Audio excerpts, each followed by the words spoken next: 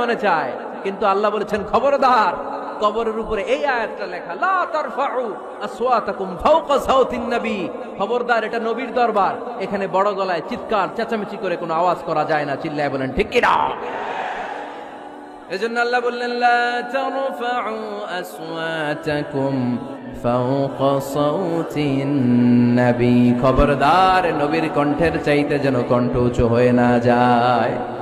এই আয়াতের হুকুম আল্লাহর হাবিব সাল্লাল্লাহু আলাইহি ওয়াসাল্লামের জীবদ্দশা অবস্থায় যেমন ছিল ঠিক এখনো এটারে বলবৎ রেখেছে কে? তাই ওইখানে আল্লাহর হাবিব সাল্লাল্লাহু আলাইহি ওয়াসাল্লামের কবরের সামনে বুক ফেটে কান্না আসে, আমার নবী, আমার পেয়ারা নবী এখানে, পেয়ারা রাসূল শুয়ে আছে, এটা জেনেও আমি চিৎকার দিতে পারি না, আমি হই হুল্লোড় করতে পারি না, আমি লাফাতে পারি না, আমি শুধু চোখের পানি ছেড়ে আমার নবীরে সালাম পাঠাতে পারি।